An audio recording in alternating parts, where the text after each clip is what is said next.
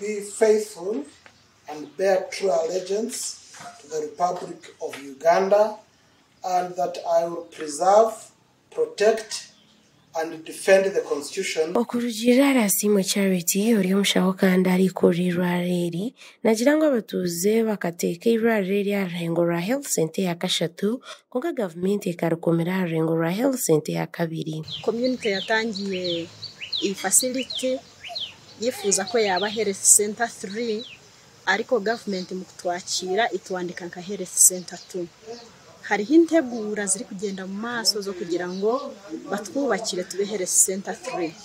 Abarwayi turababona kandi benshi. Charity nagira ngo irwareri nereherezo buhereza buce kugira tubakaritira rengo ra health center ya kashatu. Ariko kubera ko tukiri health center 2 kandi abakozi tukaba twari tukiri bakeya batari baduha abandi, ntabwo twari twagatangiye kubyaza, ariko integura ziri kugenda mu maso. Government yashimye kutwandika ka health center 2 bafite integura zo kutwubakira kugira ngo tugire maternity dutangire kubyaza. Turashima government yacu cyane. Abarira babijire kufuna ubujanjabi abantu bagira ngo umwe bakererwa kubakoraho ahabo buhereza buce hamwe n'abashaho bace Gukora uyu mukoro kandi turasaba kugira ngo habeho gukorana neza ku ruhande rw'abakozi, ku ruhande rw'agakiko katowe, ku ruhande rw'ubuyobozi bwa municipality na division. Nta kibazo cyaryo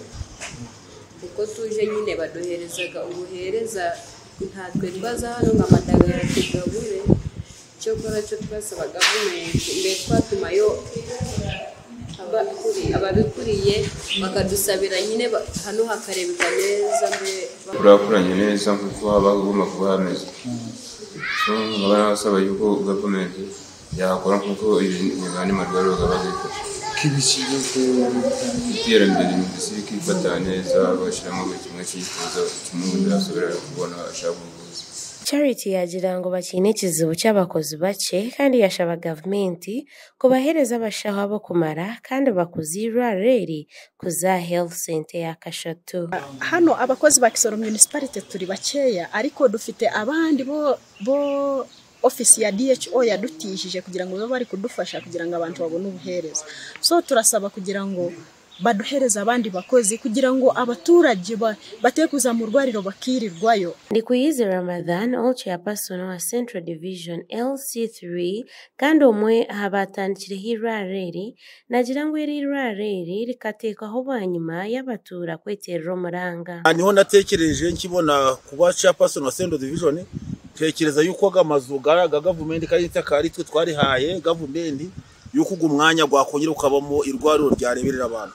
Rero uyu mwanya kureba gusa ni mwinshi ni munini cyane kuko mu mwanya mugari kandi aje mu buri kimwe cyose. Ramadan yatera umuranga ahabo bashaho bace akugira ngo iki cyumba gizo buhereza kandi yashaba government kutaha bakoza abandi. Bake municipal irero kora recruitment kugira ngo tubone abasaho, ariko kuko government yaryakiriye niyo iri buze kuduhereza ingererwaho yo kugenderaho kuko ntaho twe dufite code. Ubu code twarayibonye kandi ni imeje kuduha code iraduhereza n'umubare w'abakozi baho bifuzwamo. Omwihangeri program za government zinaga kwate na health center ya kabiri niziteka ni hombi y'amagara kurebuka ngo buhereza bw'iby'amagara bwikabantu bona. Bitu government ekaranjiro kutungura marara ga health center ya kabiri kuza health center ya kashatu. Makuru gasha kwa Adoni Atire omuri Kisoro.